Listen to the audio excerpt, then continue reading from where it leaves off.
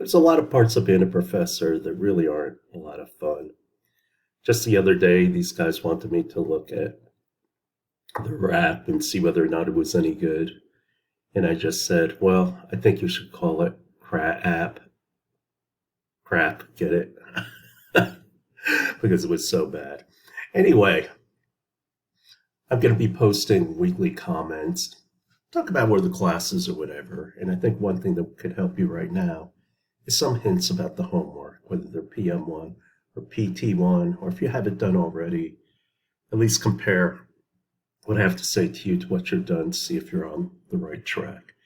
Now, let's look at the bond problem, because that incorporates a lot of different materials. The one thing I say about it is you look at this problem, you go, oh my God, look at how much is going on here. I just don't get it. It's too much. All big problems is a bunch of little problems put together. One thing I say when you see a big problem is maintain your discipline. Don't look at the whole big problem, look at the little parts, take it one at a time. So for this problem, let's start out with, the problem gives you data. Well, let's record what that data is. First of all, it gives us a bond rate. And bonds are kind of interesting because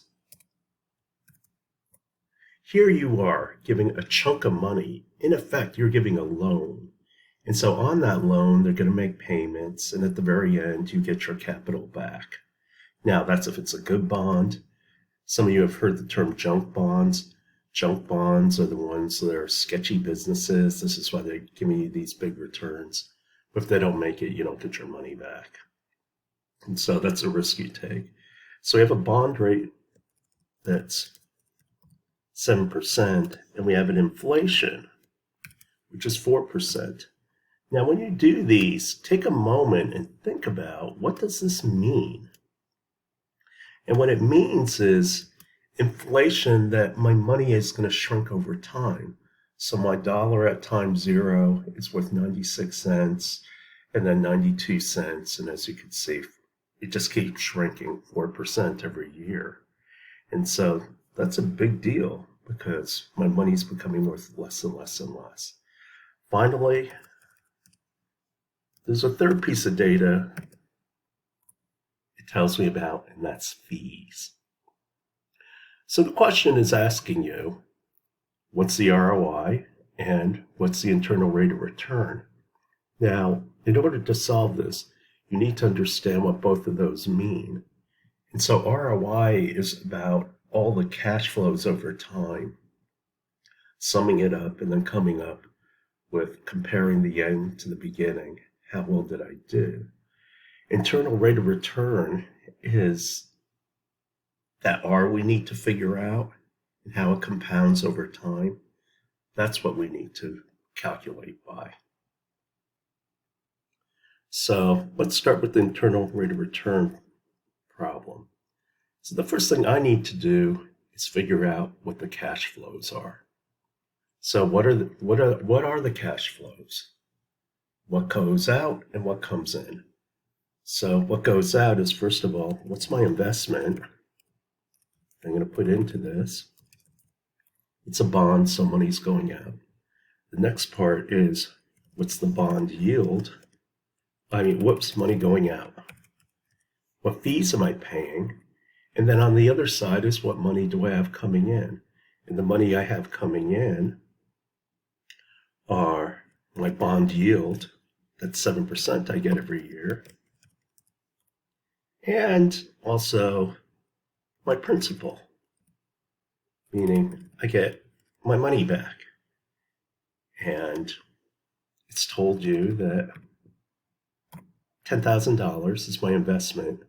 My fees are what? 3% times that investment. My bond yield is equal to 7% times that investment. And yes, you really need to learn how to use Excel. It will just make your life a lot easier to deal with when it comes to these kind of problems. And also we've got the principal. And the principal is just equal to what my original investment was. So let's, now they're telling me this is changing over time. So in terms of changing over time, what's going on? Well, I have got all these things. And so in terms of time, I'm going to make this a little cleaner. That down a little bit. So to make this cleaner, I'm concerned about time. So in terms of time, I've got year 0. I've got, and then want me to look at this out over 5 years. It's a 5-year bond. If it was a 7-year bond, then we do the same thing over 7 years. So now all you need to do, again, maintain your discipline, is fill in all these boxes. So how do I fill in all these boxes? Well, in the first year, I'm going to be investing $10,000. So we're going to call it minus 10,000 because the money's going out. I pay my $300 fee minus 300. What's my bond yield? Well, during year 0, there is no yield. So that's a 0. And principal, do I get my principal back in year 0? No. And so what I'm concerned about is each of these years, what's my cash flow? So my cash flow is just the sum of all of these together.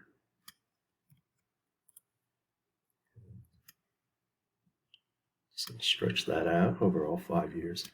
Okay, let's talk about year 1. Am I investing anything? No.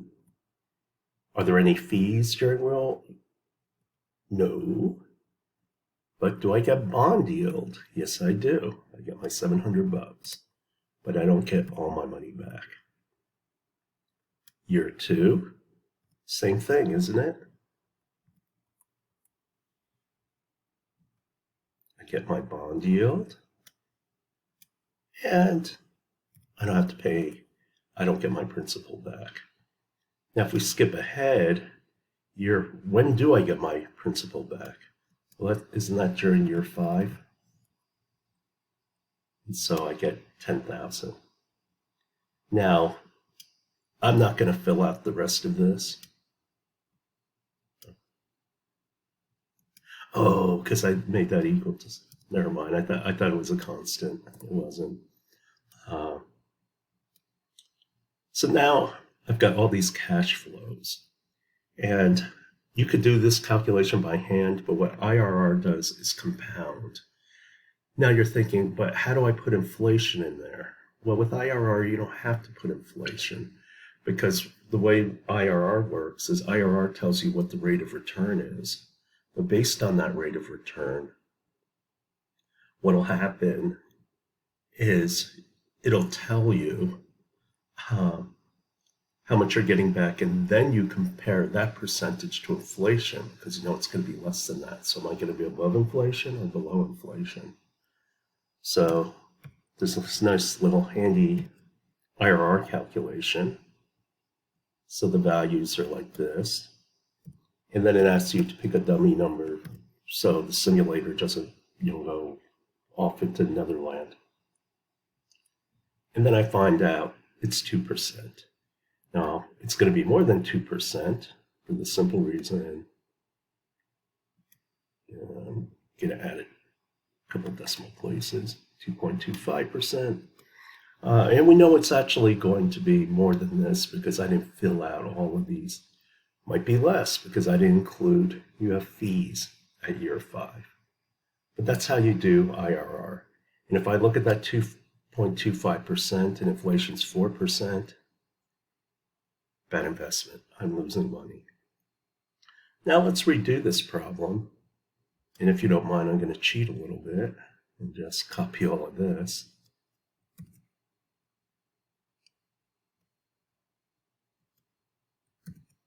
For ROI. Now ROI is different. ROI is not calculating. Built into IRR is what is IRR doing? IRR is basically saying based on these cash flows, we're going to figure out what R is. And so on ROI, though, ROI is about taking what's at the end, subtracting out what's the beginning. So let's write down the definition of ROI. ROI is total cash returned minus cash invested, I should say, original cash invested divided by original cash invested. So I need two numbers. And so from this, I can get what those numbers are. Now my fees got wiped out here. That's still 300.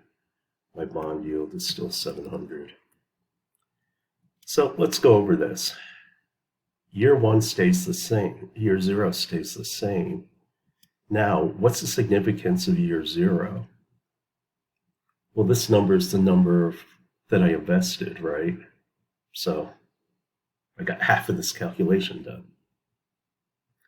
Now, let's go on and look at what happens. So I punch in my numbers just like before. They haven't changed, but they've changed a little. And the reason why they've changed a little is my bond yield. You're looking at pure cash flows.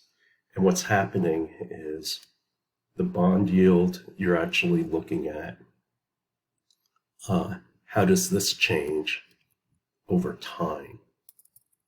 So this is where we'll use our NPV. What's the net present value of $700 a year from now? Well, 700 divided by 1 plus, what is inflation? 4% raised to, this is year one. So $673. Year two is $647. And you can see how this keeps shrinking. And that kind of makes sense because I'm giving you $10,000. If I'm not getting anything back, that money is just shrinking year after year after year after year. And this is why, you get a loan or something, they charge you interest rates and stuff like that. The big one is actually in year 5. Is it still worth $10,000? No, it's not, is it? Because it's 5 years later. So for this, I have to equal, and I use my handy dandy equation, 1 plus, what is the interest rate, raised to the 5th power, because it's the 5th year. And all of a sudden, now this looks like $8,200. So how do I calculate ROI based on this? So ROI is equal to the cash flows coming in. So that's equal to, excuse me, all these cash flows, right? Minus, I'm going to just say absolute value, the money I originally invested, divided by the money I originally invested. And that comes out to, ooh, wow, that's not good. I lost 7.3%. Now my original investment isn't 10,000, it's 10,300. And the reason why is you have to count the fees in there because you're paying that money out. And the fees are required for you to make an investment. So guess what? That's your investment. Not all of your investment is going to make money for you. Now, in terms of PT1, your goals have to be specific, measurable, attainable, relevant, and it also has to be time-based. I mean, it can't go on forever. So you write criteria like they did their best. Well, what the heck does that mean? Or they have to do the minimum. Well, what is that minimum? And so you could put it in other terms, like what's the minimum considered to be is completed 50% of all questions or something like that. You have to put it in a way that if there's a problem later on and people start arguing, all of a sudden it's not going to become a courtroom where what does this mean this or does this mean that? And so that's your big challenge for when you do your PT1. If you have any questions, please let me know. And I hope everybody has a good Memorial Day weekend.